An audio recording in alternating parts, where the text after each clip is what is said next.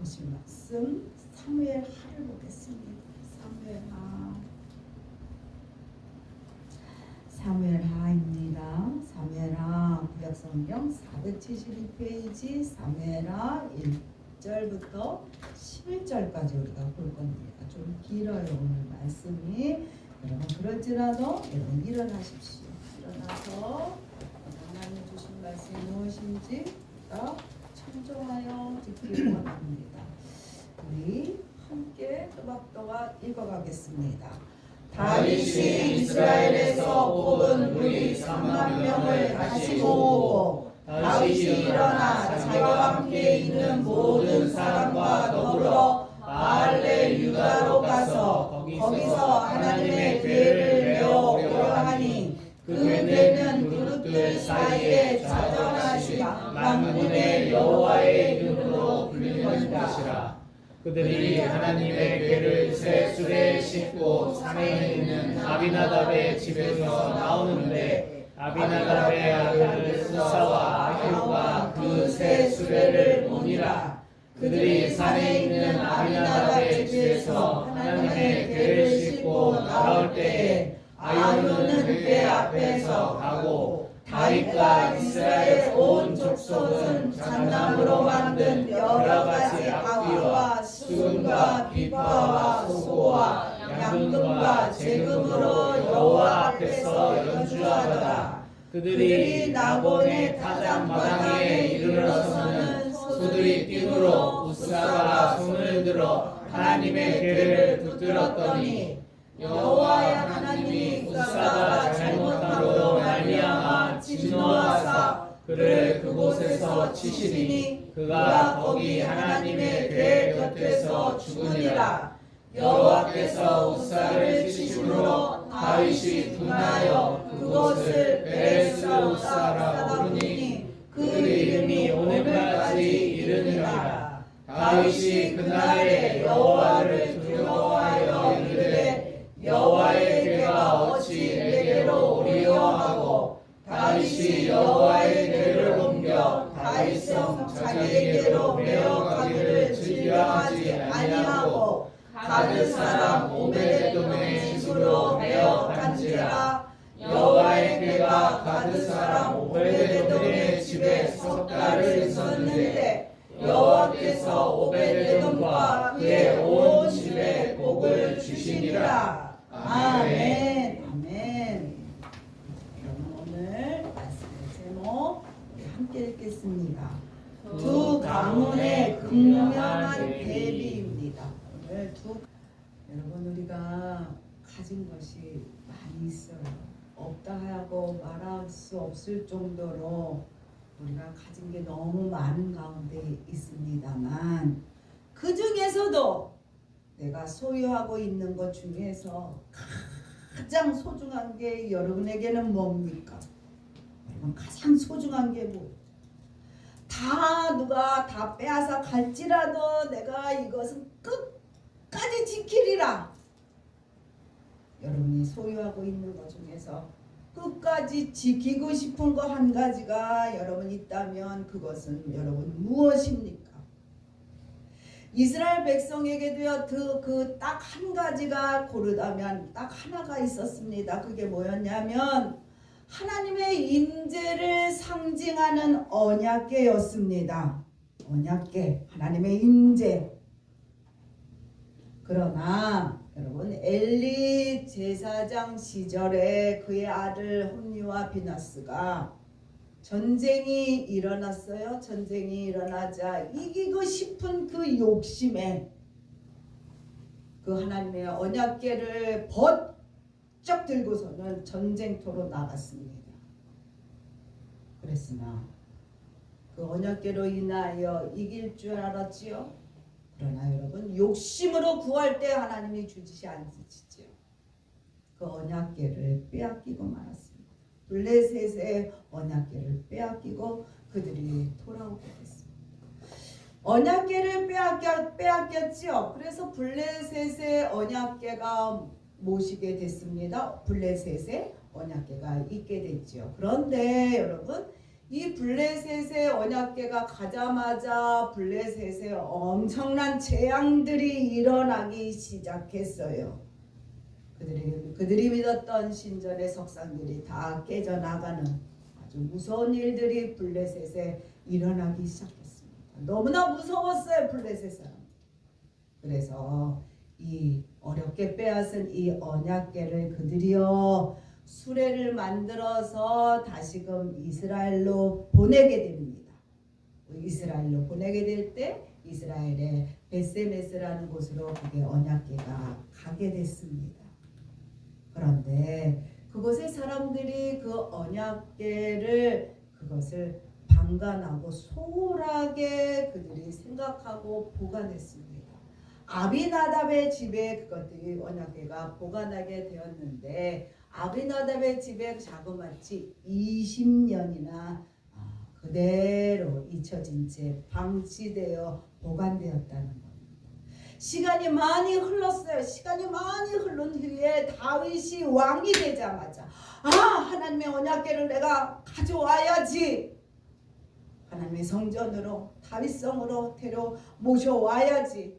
다윗이요 너무나 기대가 됐고 너무나 기뻤어요. 그래서 다윗이 철저하게 준비했습니다만 결국은 실패하게 됐죠. 다윗이요 3만의 호위병을 거느렸어요. 언약궤를 끌고 올 욕심에. 그런데 아비나답 집에서 언약궤를 예루살렘으로 모시고 오려고 다 준비하여 그렇게 모시고 오기 시작했습니다. 기쁨의 행렬이 이어졌지요. 그런데 갑작스러운 일이 일어났어요. 그게 뭐였냐면 나곤의 타작마당이라는 곳에 당도했을 때 갑자기 이 소들이요 언약궤를 실었던 그 소들이 막 뛰기 시작했다는 거예요. 갑자기 뛰기 시작했어요. 그러다 보니까 뒤에 있는 언약궤가 쓰러질 것 같은 생각이 들었다는 거죠. 그래서 아비나답의 아들 우사가 그것을 붙잡게 됩니다. 언약궤를 붙잡게 돼요. 이렇게 쓰러질 것 같아서 붙잡게 됐어요. 그런데 그랬을 때 이 아비나답의 아들 우사가 거기서 즉사하여 죽게 됩니다. 어떻게 이런 일이? 다윗이 하나님의 궤를 예루살렘으로 모시려는 열정과 기대로 가득했고 온 백성들은 그것이 기쁘고 즐거워서 찬양하고 가고 있었는데 어찌 이런 일이? 이 기쁨의 순간이 완전히 비극으로 바뀌게 됩니다. 이웃사가 그곳에 죽음으로 인하여 뭐라고 얘기하느냐? 베레사 우사라. 우사가 죽었다. 베레사 우사라는 사건이 이 자리에서 일어나게 됐다는 겁니다. 여러분 사무엘상 6장 6절부터 8절까지 함께 읽겠습니다. 그들이 나곤의 타작마당에 이르러서는 소들이 뛰므로 우사가 손을 들어 하나님의 궤를 붙들었더니 여호와 하나님이 우사가 잘못함으로 말미암아 진노하사 그를 그곳에서 치시니 그가 거기에 하나님의 궤 곁에서 죽으니라. 여호와께서 우사를 침으로 다윗이 분하여 그것을 베레사 우사라 부르니 그 이름이 오늘까지 이르니라. 아니 뭐가 잘못됐는데 이런 일이 일어났을까? 그 기쁜 날에 하나님 앞에 가고 싶은, 더 가까이 가고 싶은 그 열정과 선한 의도로 하나님의 언약궤를 옮기려 했는데 왜 이렇게 비극적인 일이 일어났을까? 여러분 궁금하잖아요. 왜 그랬을까?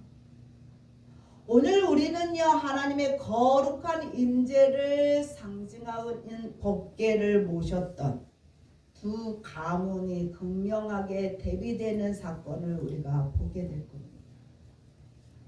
앞에서 말씀드렸지만 한 가문은 무려 20년 동안이나 긴 세월 동안 자신의 집에 하나님의 임재 법궤를 모셨습니다. 그런데도 불구하고 결국 아들이 죽어 나자빠지는 비극적인 일을 겪게 됩니다. 축복을 주셔야지 왜 가장 귀한 아들이 죽었을까? 그 가정이. 그리고 또 반면 또 다른 한 가정은요, 한 가문은 단지 석 달 동안 법궤를 자기네 가정에 모셨습니다. 온 집이요. 그런데 불구하고 온 집이 소유와 모든 것에 하나님이 복을 내리셨대요.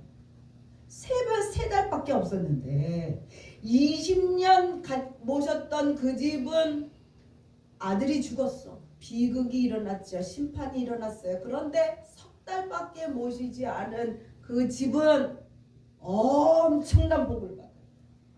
온 집에, 온 가족에, 온 가족. 오랫동안 섬긴 아디납의 집에는 비극이 임했는데 단 석 달을 섬긴 에돔 집안은 이렇게 대단한 복을 받았습니다. 왜 그랬을까?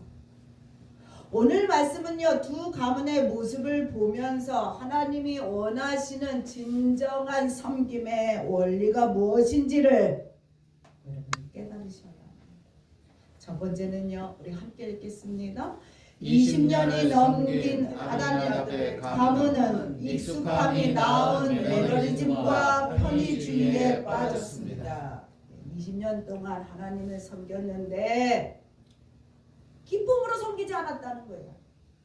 형식적이고 익숙함에 나태해졌고 자기 생각의 고집으로 그들이 하나님을 섬기기 시작했다는 겁니다. 사무엘상 7장 1절 2절 읽겠습니다. 기랏 여아림의 사람들이 와서 여호와의 궤를 옮겨 산에 사는 아비나답의 집에 들여놓고 그의 아들 엘리야사를 거룩하게 구별하여 여호와의 궤를 지키게 하였더니 걔가 기하 여람에 들어간 날부터 20년 동안 오래 있는지라 이스라엘 온 족속이 여호와를 사모하느니라. 처음에 들어갈 때는 구별하여 섬겼대. 거룩하게. 처음에 그 가정에 들어갔습니다. 아비나답의 집에 20년 동안 하나님의 궤가 모셔졌지요. 그런데 긴 세월 동안 이들이여 처음에 마음으로 하나님을 섬기지 않았다는 거예요. 처음에는 경외하는 마음, 두려운 마음으로 하나님 앞에 예배하기를 다하고 경외하기를 다했는데, 그런데 그들이여 점점적 거룩함에 무감각해졌다는 거예요. 하나님을 향한 거룩한 두려움과 경외심이 사라졌어. 하나님의 옆에 있어도 별일 일어나는 게 없네. 우습게 생각하기 시작했다는 거예요. 쉽게. 거룩한 언약궤를요, 마치 집안에 오래 둔 가구처럼 생각했어. 그냥 신앙이 타성에 젖게 되고 매너리즘에 빠지게 되었다는 거예요. 매너리즘에 또 가서 예배 드려야 되나? 하루 빠지면 안 될까? 헌금에 다 그렇게 드려야 되나? 그렇게 매너리즘에 빠졌다는 거예요. 익숙해지고 형식적이 되어지고, 그리고 거기에 안일해지고 나태해졌다는 거예요. 그리고 어느 정도 시간이 지나보면 내복음이 생기지요. 우리가 보면 내복음, 내 자신으로, 내 고집으로 하나님을 내 울타리를 만들어서 가둬놓고 하나님을 우리가 이용하게 되고 내 판단으로 하나님을 판단하게 됩니다. 그렇게 되어버렸다는 겁니다. 이 가정이, 아비나답의 가정이. 여러분, 그러므로 인해서 오늘날 만인 제사장 은혜의 시대에 우리가 살아가고 있지요. 그런데도 불구하고 여러분, 주의 종들을 쉽게 생각하시면 안 됩니다. 늘 함께 있고 늘 함께 있죠. 그렇지라도 그래서 적당한 거리와 질서를 지키셔야 돼요. 주의 종에 응하여 존중함이 유지되는 것이요, 내게 이롭기 때문에 그렇겠습니다. 신앙생활에 그것이 필요합니다. 왜냐하면 내가 은혜 받아야 되기 때문에, 질서를 뭉개뜨린 다음에 주의 종의 말씀이 내 귀에 들어오지 않아요. 그래서 내가 살려면 그러셔야만 되는 겁니다. 근데 아비나답 가정이 그러지 못했다는 거예요. 아비나답 가문이요 실패한 이유에 대하여 성경이 말하고 있습니다. 여러분 구체적으로 들어가 보겠습니다. 첫 번째입니다. 함께 읽겠습니다. 하나님의 방식을 버린 편의주의로 말미암아 그들은 매너리즘에 빠졌습니다. 매너리즘이라는 게 익숙한 나태함, 정형화되어 굳어진 것을 얘기합니다. 어떻게 보면 되게 구별되어 좋아 보이는 거지만 딱딱해진 거예요. 하나님은 살아계시기 때문에 유동적이십니다. 변질이 아니에요. 그런데 내복음이 팍 잡혀지면 어느 것도 용납이 안 돼. 하나님은 우리가 관용하기를 원하십니다. 관용. 하나님은요 율법을 통해 법궤를 레위 자손이 직접 어깨에 메어 운반하라고 명령하셨습니다. 그러나 그들은요 어깨에 매는 수고와 땀방울을 피하기 위하여 이방인 블레셋 사람들이 새 수레에 언약궤를 실어다 갖다 놨죠. 쳐박아줘 놓고 갔죠. 똑같이 했다는 겁니다. 새 수레를 이용해서 편의주의로 하나님의 언약궤를 옮기려고 했다는 겁니다. 요즘같이 날씨가 더운 날에는요 내 먹고 살려고 살아가는 거 사러 마트에 가는 것도 힘듭니다. 가서 나 먹으려고 뭐 살아가는 것도 가기 싫단 말이에요. 너무 덥기 때문에 가까운 거리도 움직이다 보면 온몸이 땀이 범벅이 되니까 나가기 싫어요. 그러다 보니까 가까운 거리도 가능하면 차라도 자가용이라도 아니면 버스라도 그럼 택시라도 이용하고 싶고 그렇게 우리가 하고 있습니다만 마찬가지로 그들도 땀나는 수고보다는 편안한 수레를 택했다는 겁니다. 근데 이것이 하나님 방법이 아니었습니다. 두 번째입니다. 거룩한 두려움이 이들이여 상실했어요. 하나님이 두려운 하나님이십니다. 하나님은 경외의 하나님이요. 근데 하나님이 가만히 계시는 것 같으니 하나님 앞에 하나님은 쉽게 생각하게 되었다는 겁니다. 그러다 보니까 결국 영적인 교만에 빠졌습니다. 그들은요 법궤를 모시는 일을 오랫동안 하다 보니까 타성이 쳐졌어요. 하나님을 향한 두려움과 경외심이 사라지고 자기 과시 우리 집에 하나님의 궤가 있어. 알고 있지?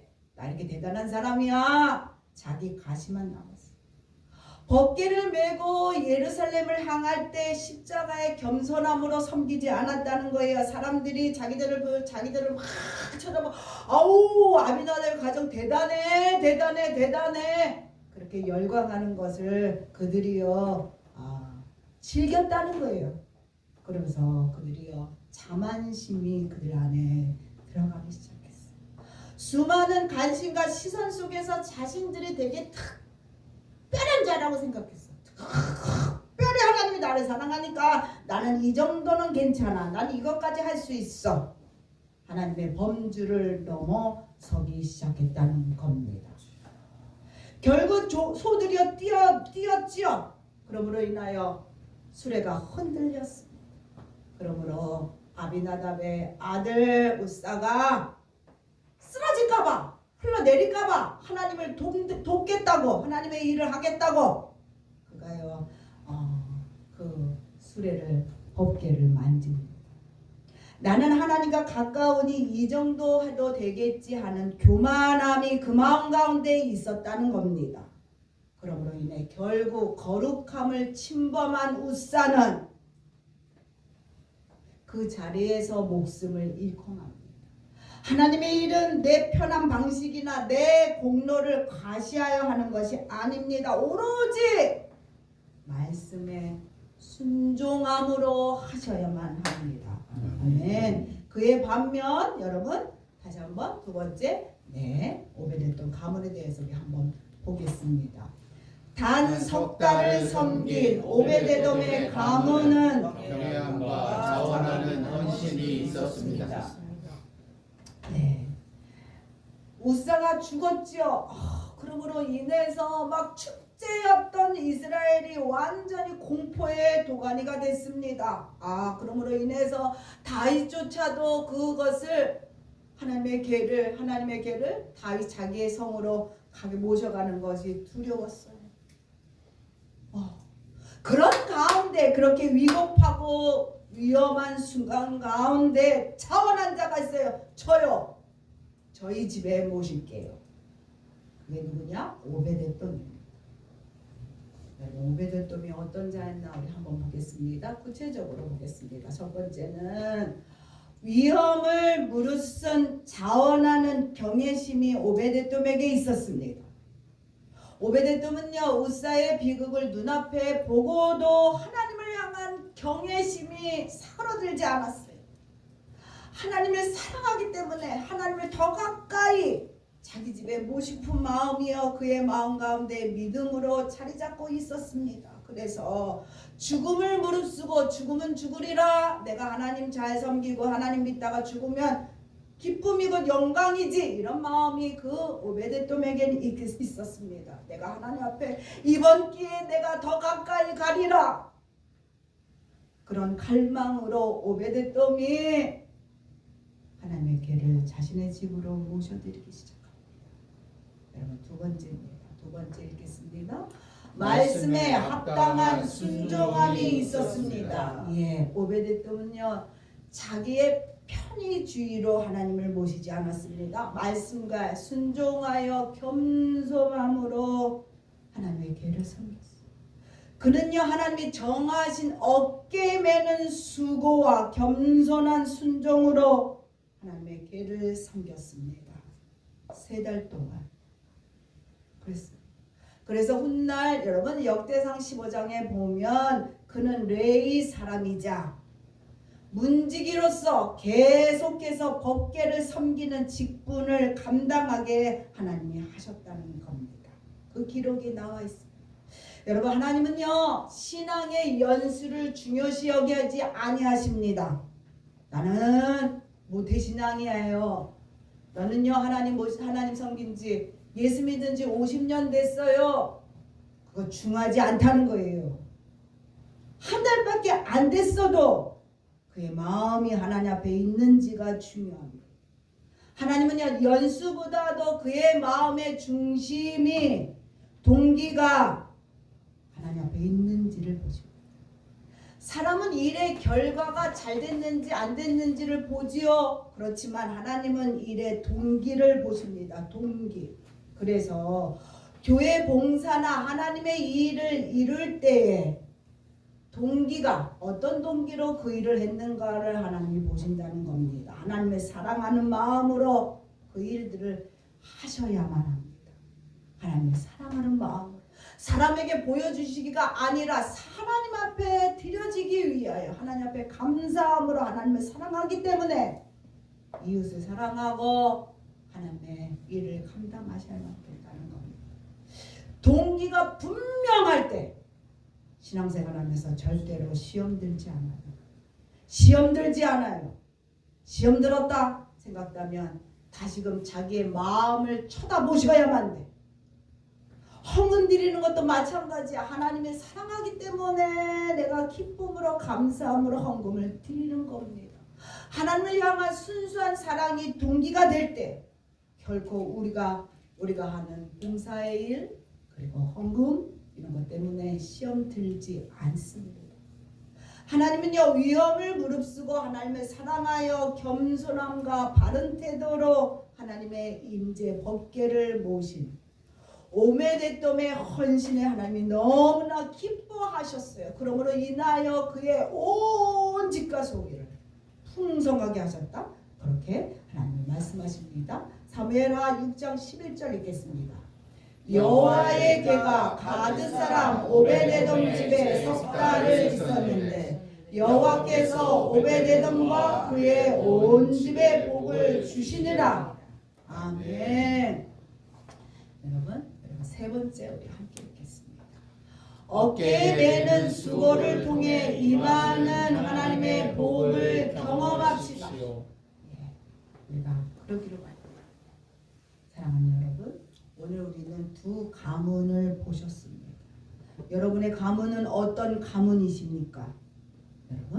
여러분은요 얼마나 오랫동안 하나님을 섬기셨습니까? 얼마나 오랫동안 예수 믿는 사람으로 그리스도인으로 살고 계십니까?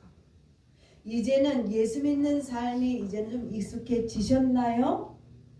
아니면 아직도 낯설고 어색하신가요? 주일날 예배드리러 오는 게 아직도 힘들고 어렵고 낯섰습니까?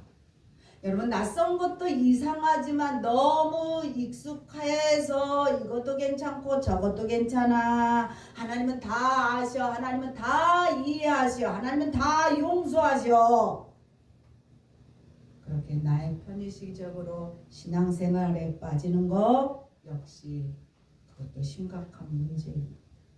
우리가 은혜의 시대를 살고 있지만 모든 것이 하나님의 은혜니까 괜찮아 하고 생각하는 거 이거 위험합니다. 신앙은요 편리함으로 하는 것이 아니라 겸손한 순종으로 하는 것입니다. 나에게 유리하게 맞춰 해석하는 신앙생활은 하나님의 영광이 아니라 자기 만족으로 사는 겁니다. 예수님이 말씀하고 계셔요. 마가복음 15장 21절 읽겠습니다. 누구든지 나를 따라오려거든 자기를 부인하고 자기 십자가를 지고 나를 따를 것이니라. 분명하게 예수님이 얘기하고 있습니다. 십자가를 지고 따라가는 삶이 신앙생활입니다. 그렇기 때문에 눈물이 나요. 수고가 일어나야 됩니다. 그리고 겸손의 땀방울이 흘려져야지만 됩니다. 여러분 함께 읽어보겠습니다. 주님의 일에는 반드시 어깨에 매는 수고와 눈물 그리고 겸손한 땀방울이 필요합니다. 하나님께서 우리에게 맡겨주신 가장 귀한 법궤 곧 복음과 사명을 운반할 때 편안한 수레를 찾지 마십시오. 신앙생활은 편안한 게 아닙니다. 편안한 게 아니에요. 반드시 어깨에 매는 수고에 눈물이 있으셔야만 됩니다. 땀방울이 반드시 있으셔야만 됩니다. 이것이 없이 오베데돔이 받은 복을 받겠다. 그거는요 그릇도 준비하지 않고 물 틀어놓은 거랑 똑같습니다. 수도가에 그릇도 준비해내지 않고 물 틀어놓은 거랑 똑같아요. 그것은 욕심이고 탐욕으로 끝납니다. 사랑하는 여러분, 타성에 젖은 편의주의를 우리 스스로 이제 내려놓으셔야 돼요. 그리고 내 어깨를 주님께 기꺼이 내어드리는 삶을 사셔야만 합니다. 기쁨으로 어깨의 수고를 여러분 감당해 보세요. 그러면 참으로 좋은 일이 일어납니다. 좋은 일이 일어납니다. 진정으로 마음의 동기가 중요하다 했습니다. 진정으로 내가 하나님을 사랑하기 때문에 행해보세요. 정말 좋은 일이 일어납니다. 말씀대로 순종하고 땀 흘리는 헌신을 하나님이 보신다는 겁니다. 그럴 때 오베데돔이 석 달 만에 그 엄청난 복을 누렸던 것 같이 우리의 삶도 그렇게 변화가 축복이 일어나게 될 줄 믿습니다. 아멘.